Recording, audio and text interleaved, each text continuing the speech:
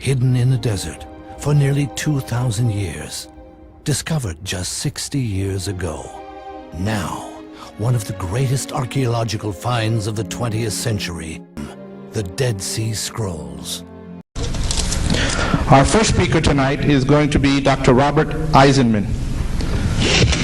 He is well known to us here at the CSULB community. He is the department chair in the Religious Studies Department. He has a PhD from Columbia University. He has a master's in Near East Studies from NYU. He has a bachelor's from Cornell University in Philosophy and Physics. He is a well-known author. He has authored The Dead Sea Scrolls Uncovered, James, the Brother of Jesus, and The Dead Sea Scrolls and the First Christians.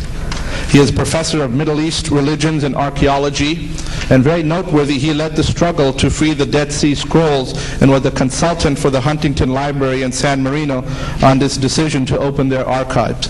So without any further ado, I would request Dr. Robert Eisenman. That if you want to find out the historical Jesus, you have to find out the historical James. And this is the problem scholars have been facing for a long time. Who is the Jesus? And this quest for the historical Jesus has been going on for 200 years, even including people like the famous Albert Schweitzer. And it hasn't been solved, and scholars don't agree on it, which shows how difficult it is. But I come at it that you really have to go to this other person. And then people, particularly Muslims, say, this other person, even Christians say that. Jews, they don't even know who he is. James, the brother of Jesus, they've never heard of him. Because he's not in the scripture, at least the Muslim scripture, he's not in the Jewish scripture, and he's just a sort of vague person in Christian scripture. And my conclusion is, who and whatever James was, so was Jesus. And when you get into the James problem, which leads you to the Dead Sea Scrolls also, you find that the ethos is very Islamic. It's very apocalyptic. And the key to James is what's in the Quran too. Over and over again, Muhammad is reciting that you are saved by believing and doing good works. Believe and do good works. Over and over again. It must be repeated about 30 times to my count. That is the Jamesian position in the New Testament. James says you are saved, we're saved not like Paul says by faith alone and grace. We're saved by faith working with works. Well, faith is believing. So believe and do good works is the essence of the Jamesian position. It's my point of view that it's the essence of the Dead Sea Scrolls, and it's my point of view that it's the essence of Islam too. So when you start looking for Jesus, you really have to go aside from Christian scripture. Two other points before I close, because I want to give my colleagues a chance to have a few says in here too, of course. Another thing that many Muslims don't realize is that Muslim dietary law is based on James's instructions to overseas communities. In other words, they abstain from carrion, things sacrificed to idols, pork, and I forget the blood or whatever it is, the third or fourth part of the Quranic injunctions about eating are actually the essence of James's instructions to overseas communities in the book of Acts, where he says abstain from blood, things sacrificed to idols, strangle things, by which he means carrion, and fornication, which all Islam is against fornication. So these are the instructions James gives, and they reappear in the Quran. So I think that the Quran is the heir to a Jamesian strain of anti-Paulinism. Now, finally, this Jamesian strain of anti-Paulinism, which permeates the Quran, expresses itself in works righteousness. In works righteousness. Now, Paul, which is the Islamic position too. You're saved by the works that go before you, the works that you send before you, strict works righteousness. Now, Paul, on the other hand, is the faith man. You're saved by your belief in Jesus Christ. And that's the argument between Paul and James. In the Western world, Paul went out. And what we call Christianity is basically Paulinism. But the final issue between Paul and James on this faith versus works matter centers around Abraham.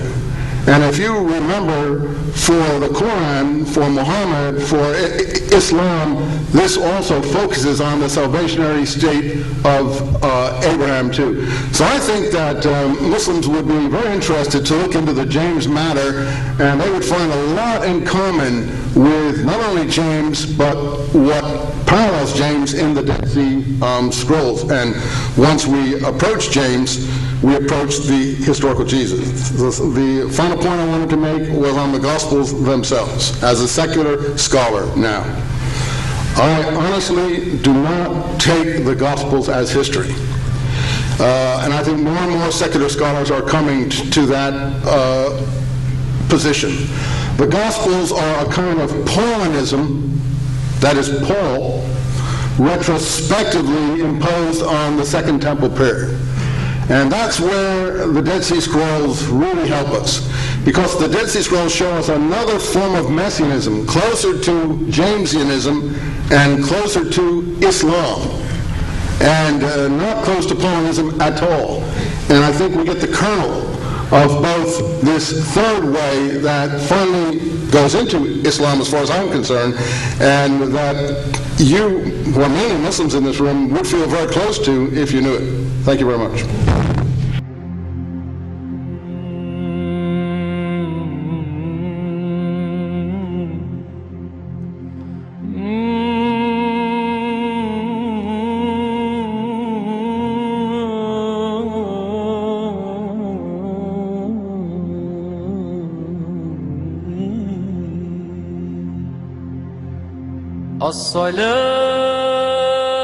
الصلاة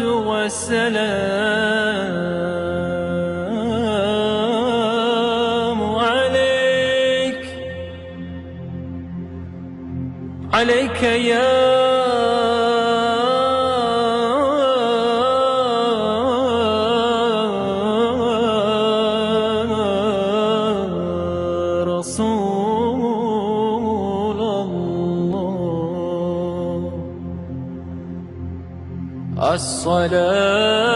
الصلاة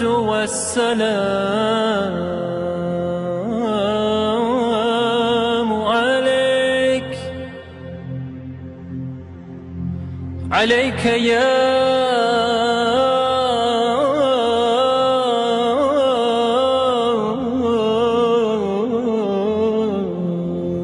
حبيب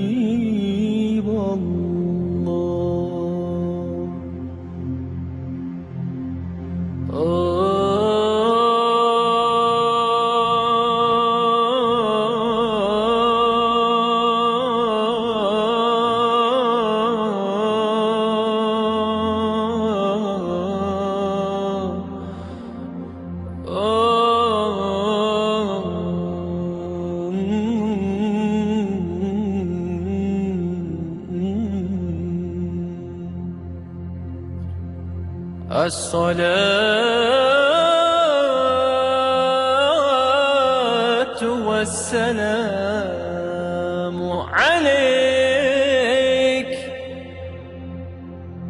عليك يا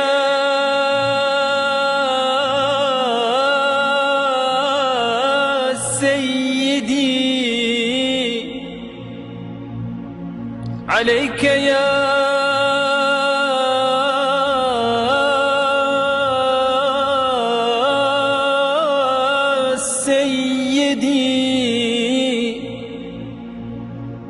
عليك يا سيدي عليك يا سيد الأولين والآخرين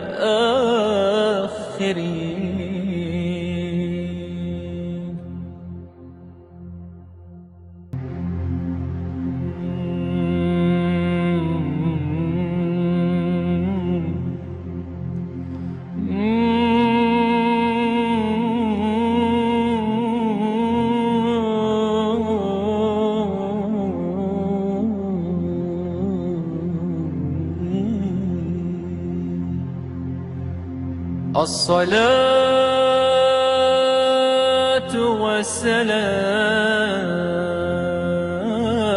والسلام عليك عليك يا